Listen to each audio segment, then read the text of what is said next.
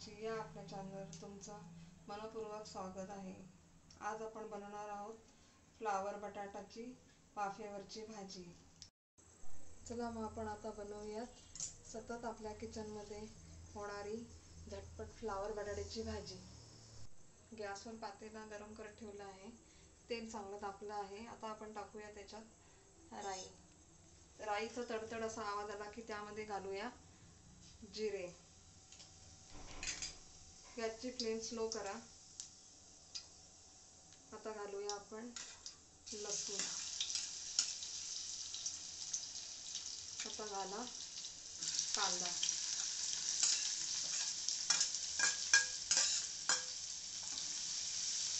कांदा परतून घ्या। त्यामध्ये घालूया बारीक चिरलेला कढीपत्ता।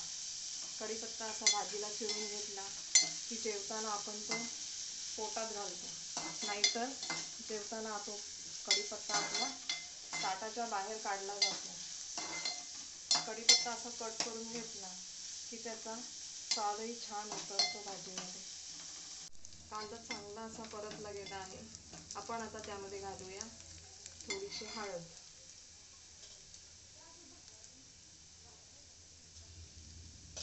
हळद चांगली कांद्यात परतून घ्या। थोडा घालूया भाजीचा गरम मसाला।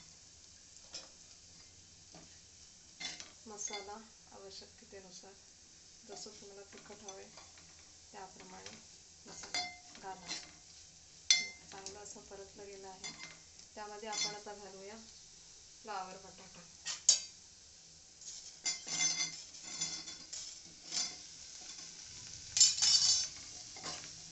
परतून घ्या।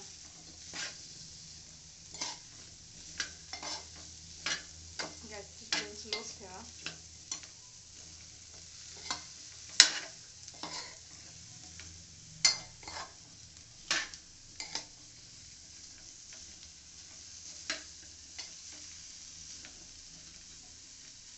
त्यामध्ये घालूया आता चवीनुसार मीठ।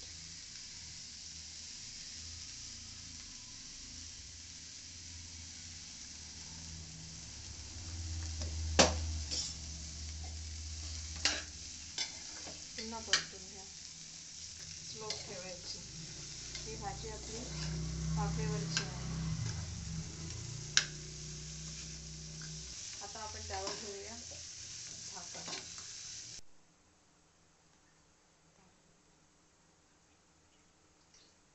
ही भाजी 5 ते 10 मिनिटं वाफेवर अशीच राहू द्या। A few minutes later. भाजी वाफेवर ठेवून 10 मिनिटे झाली आहेत। आता आपण पाहूया भाजी कितपत शिजली आहे। भाजी अशी छान शिजली आहे। वाफेवर पाणी ठेवल्यामुळे असा थोडाफार भाजीला ओलावा सुटतो। भाजी पातेल्याला लागत नाही आणि करपली जात नाही।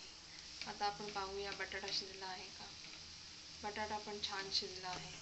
हे पहा, 10 मिनिटं भाजी ठेवल्यानंतर खूप छान बटाटा शिजला आहे। आपली आता भाजी तयार झाली आहे। आता आपण यावर घालूया थोडी कोथिंबीर।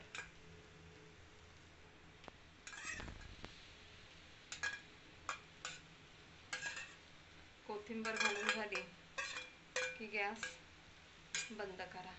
अशी ही वाफेवरची भाजी माझ्या मुलाला खूप आवडते। तुम्ही बनवा आणि मला कमेंट करून सांगा।